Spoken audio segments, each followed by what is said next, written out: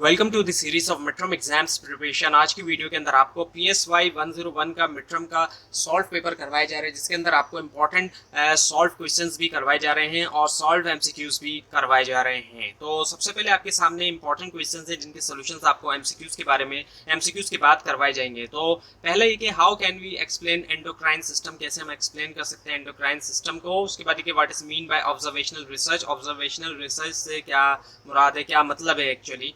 उसके बाद ये डिफाइन डेप्थ परसेप्शन को डिफाइन करें। उसके बाद ये what is sleep disorder, sleep disorder क्या है, इसके अलावा जो कॉजेज हैं, क्या वजूहात हैं स्लीप डिसऑर्डर की। स्लीप डिसऑर्डर के बारे में क्वेश्चन भी जो है वो आता है। उसके बाद ये what is mean by cognitive development, cognitive development का क्या मतलब है, और explain the nervous system, nervous system को एक्सप्लेन करें। तो अब MCQs शुरू हैं, इसके बाद आपको फिर इंपॉर्टेंट क्वेश्चंस के सोल्यूशन भी करवाए जाएंगे। तो टुडे साइकोलॉजी, आज हम देखते हैं तो साइकोलॉजी को जो है वो कंसीडर किया जाता है as a scientific study, scientific study के तौर पे of which of the following, इनमें से किसकी, behaviour and mental process, behaviour और मेंटल प्रोसेस की। So behaviour and mental processes इसका आंसर हो गया। उसके बाद ये हु अमंग द फॉलोइंग, ये जितने भी ऑप्शन है इनमें से किसने जो है वो कॉन्सेप्ट दिया इनसाइट का, वो दिया वुल्फगैंग कोहलर ने, वुल्फगैंग कोहलर ने। और उसके बाद ये कि हु अमंग द फॉलोइंग, जितने भी ऑप्शन इनमें से इज द ऑथर, वो ऑथर है बुक जो है ओरिजिन ऑफ स्पीशीज, वो है चार्ल्स डार्विन। चार्ल्स डार्विन ने जो है वो बुक लिखी ओरिजिन ऑफ स्पीशीज की। और उसके बाद ये कि which of the following law, इनमें से कौन सा लॉ जो है is given by Thorndike, Thorndike ने दिया था that all responses followed by satisfaction are stamped into an individual and he learns those responses. So वो है law of effects, so law of effect है वो लॉ। और उसके बाद ये कि विच पर्सपेक्टिव ऑफ साइकोलॉजी, कौन सा पर्सपेक्टिव जो है साइकोलॉजी का इमर्ज हुआ, emerge out of a desire, desire से कि अंडरस्टैंड किया जाए कॉन्शियस माइंड को, फ्री विल को, उसके अलावा ह्यूमन डिग्निटी और जो कैपेसिटी है सेल्फ रिफ्लेक्शन और ग्रोथ के लिए, वो है humanistic, humanistic is the answer hair.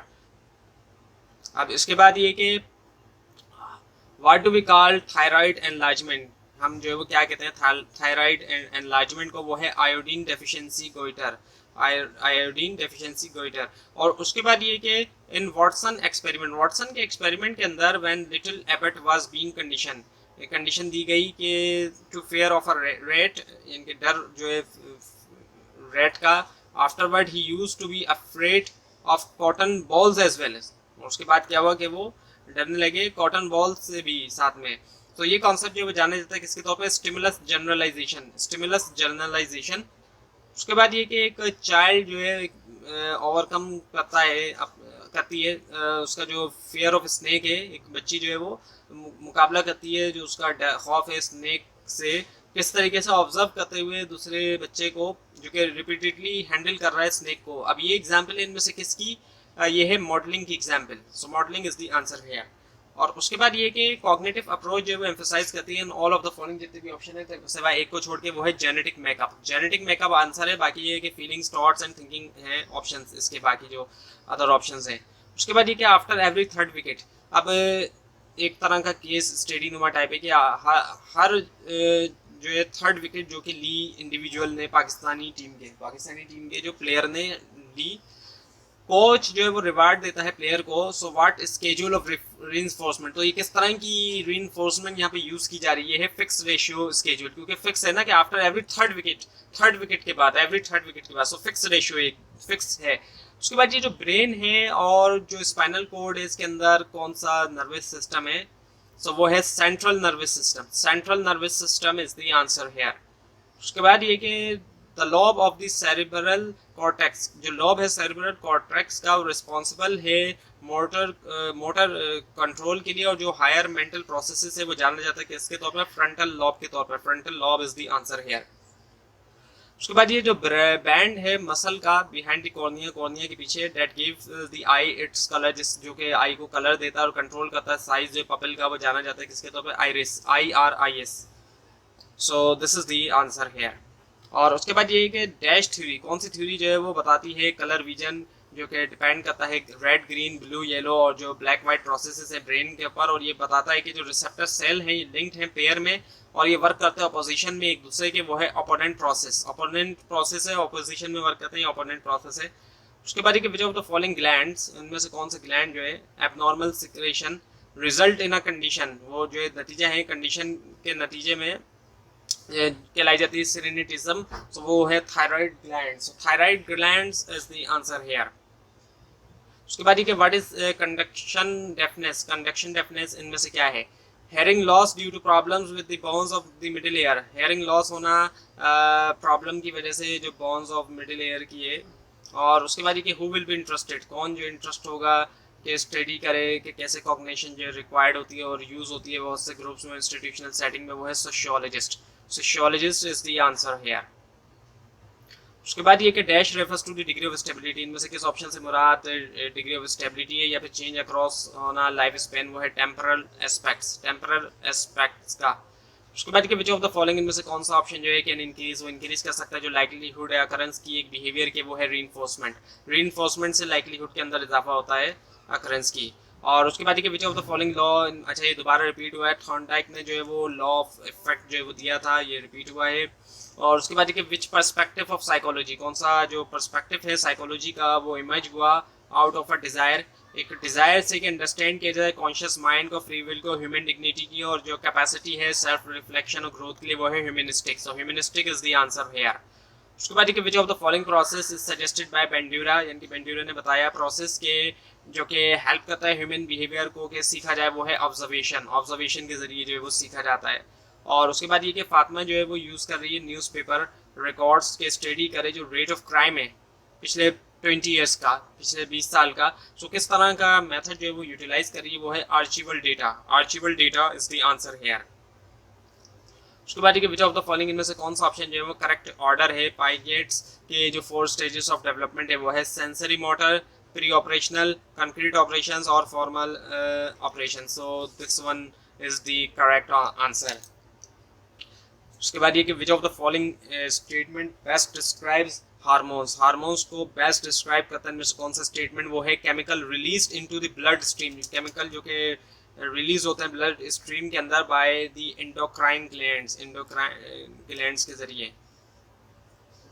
और उसके बाद ये कि हु डेवलप रैप्ट, यानी कि REBT, rational emotive behaviour therapy, अब इसको किसने डेवलप किया, वो किया एल्बर्ट एलिस ने, Albert Ellis is the answer. उसके बाद ये क्या, in which of the following stage, इनमें से कौन सी स्टेज के अंदर ऑडिपस कॉम्प्लेक्स जो ऑब्जर्व होता है, वो है फैलिक स्टेज, फैलिक स्टेज के अंदर ऐसा होता है।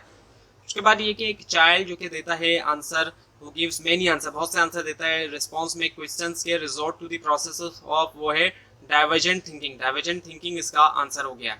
उसके बाद ये कि आइडेंटिफाई करें correct order multi store model जो है ह्यूमन मेमोरी का, वो है sensory register, STM, rehearsal buffer और LTM। So this one is the correct answer.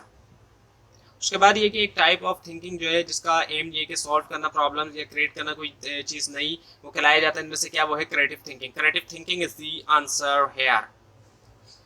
उसके बाद ये which one of the following इनमें से कौन सा ऑप्शन जो है वो बेस्ट सपोर्ट करता है ह्यूरिस्टिक अप्रोच जो है प्रॉब्लम सॉल्विंग की, वो है employing rule of thumb suggested by our experience that are often used solve problem. So this one is the answer. उसके बाद ये which one of the following इनमें से कौन सा ऑप्शन जो है not a primary, secondary और learn motive, वो है hunger, hunger जो है वो secondary या learn motive नहीं है, बाकी ऑप्शन है achievement, power and curiosity। उसके बाद ये डैश आर एंड्यूरिंग डायमेंशन में से कौन सी जो एंड्यूरिंग डायमेंशन है पर्सनैलिटी कैरेक्टरिस्टिक्स की, जो कि डिफरेंशिएट करती है एक पर्सन को दूसरे से, वो होती है ट्रेड्स, जो ट्रेड्स होती है वो डिफरेंशिएट भी करती है एक पर्सन को दूसरे से। उसके बाद ये कि इन डैश मैकेनिज्म, इनमें से कौन से मैकेनिज्म के अंदर एक पर्सन जो है वो वापस जाता है, revert back to a stage that was satisfying, जो कि सेटिस्फाई कर रहा था वहाँ वापस जाता है, वो है regression, regression is the answer. उसके बाद ये कि हंगर, थर्स्ट और स्लिप जो है ये क्या है, ये प्राइमरी मोटिव्स होते हैं, ये प्राइमरी होते हैं, ना ये लर्न है ना ये सोशल है ना कुछ और है, ये प्राइमरी होता है क्योंकि बुनियादी जो है जाहिर बात चीज़ें हैं ये। उसके बाद ये अकॉर्डिंग टू डैश थ्योरी, कौन सी थ्योरी के मुताबिक फिजियोलॉजिकल चेंजेस जो है वो क्रिएट करती है स्पेसिफिक सेंसेशन, और हमारा ब्रेन जो है इंटरप्रेट करते हैं सेंसेशंस को एज अ डिफरेंट इमोशन, वो है James length theory of emotion, James length theory of emotion. और उसके बाद ये कि डैश इज द प्रोसेस में से कौन सा ऑप्शन प्रोसेस है जहाँ पर लॉजिकल कंक्लूजन से इन्फेरेंसेस और इम्प्लीकेशन जो है वो ड्रॉ किया जाता है यूज करते हुए एक set of assumption. So the answer is deductive reasoning, deductive reasoning is the answer.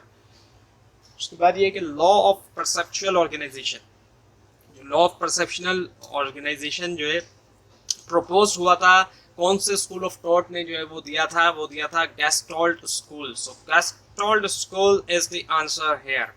उसके बाद ये कि टुडे साइकोलॉजी, तो आज जो है साइकोलॉजी को जो है वो कंसीडर किया जाता है as the scientific study of which of the following, वो है behaviour and mental processes. Behaviour and mental processes is the answer. उसके बाद कि हु अमंग द फॉलोइंग, इनमें से किसने जो है वो कॉन्सेप्ट दिया इनसाइट का, वो दिया वुल्फगैंग कोहलर ने।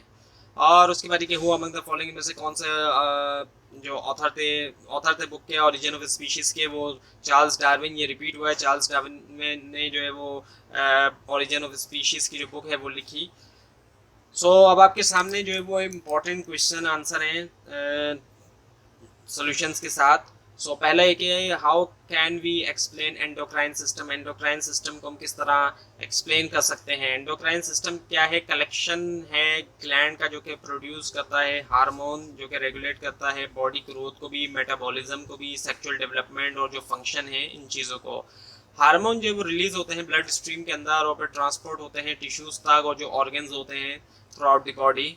ऑल्दो के 8 मेजर एंडोक्राइन ग्लैंड हैं जो कि फैले हुए हैं पूरी की बॉडी के अंदर, और इनको स्टिल जो है कंसिडर किया जाता है टू बी वन सिस्टम ही कंसिडर किया जाता है इनको।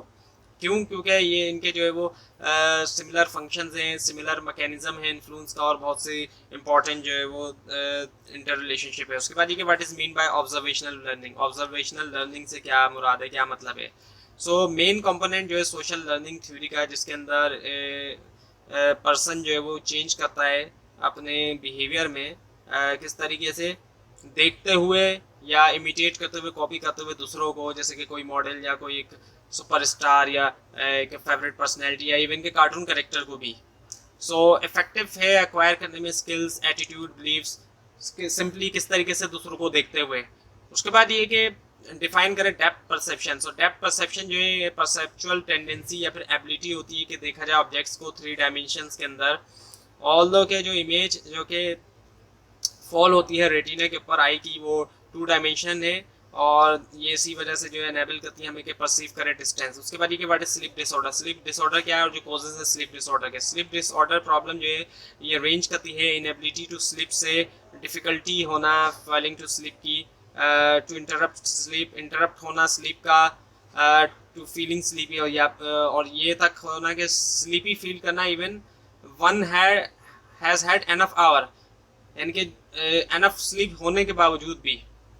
Generally known by the name of insomnia, generally तौर पे जानी जाती इंसोम्निया। सो स्लीप ऑर्डर के अंदर शामिल है स्लीप वॉकिंग और स्लीप टॉकिंग भी साथ में। और जो कॉजेज है स्लीप डिसऑर्डर के, स्लीप डिसऑर्डर या स्लम्बरिंग प्रॉब्लम जो है वो कई सारी रीज़न की वजह से होती है। स्ट्रेस की वजह से होती है, प्री ऑक्यूपेशन यानी कि कोई कंसर्न है, कोई मसला है या कोई फेयर वगैरह है, और मेंटल इलनेस की वजह से भी होती है। नॉइस पॉल्यूशन, ऐसी जगह पर रहते हैं जहाँ बहुत ज़्यादा नॉइस है या फिर नॉइस वाली जगह पर काम करते हैं, उससे भी हो सकता है। और डाइजेस्टिव प्रॉब्लम होने की वजह से, फिजिकली तौर पे अगर कोई बीमार है तब भी, और ड्रग का अब्यूज़ किया गया है, मेडिकेशन वगैरह दवाइयाँ वगैरह का भी जारी बात है ज़्यादा इस्तेमाल भी, और हाई कैफीन इंटेक, बहुत ज़्यादा कैफीन ली गई है, और इसके अलावा बहुत से दूसरे भी। उसके बाद ये what is mean by cognitive development. Cognitive development से क्या मुराद है, क्या मतलब है? कॉग्निटिव डेवलपमेंट जो है वो प्रोसेस है डेवलपमेंट का जो चिल्ड्रन अंडरस्टैंडिंग है वर्ल्ड की as a function of age और एक्सपीरियंस। उसके बाद ये कि explain nervous system. Nervous system को एक्सप्लेन करें। सिस्टम जो कि कंट्रोल करता है, रेगुलेट करता है स्ट्रक्चर और जो फंक्शन है ब्रेन का, स्पाइनल कॉर्ड का, नर्व्स का और नर्व सेल का, और ये मेंटेन करता है कोऑर्डिनेशन जो है नर्वस सिस्टम के दरमियान और जो रेस्ट ऑफ बॉडीली सिस्टम है। ये रिस्पॉन्सिबल होता है इंटरनल कम्युनिकेशन सिस्टम के लिए, जो कि इंश्योर करता है इंटीग्रेटेड फंक्शनिंग जो है बहुत से सिस्टम्स की। तो ये थी आज की वीडियो। आपको इस बारे में कोई क्वेश्चन है, खासतौर पर इसमें कोई मिस्टेक दिखाई दे, जरूर हाईलाइट कीजिए। और इस पूरी सीरीज को देखने के लिए और मिड टर्म और फाइनल टर्म एग्जाम्स की प्रिपरेशन के लिए इस चैनल को सब्सक्राइब कीजिए, बेल आइकन के ऊपर क्लिक कीजिए। Thanks for watching this video and best of luck for your exam.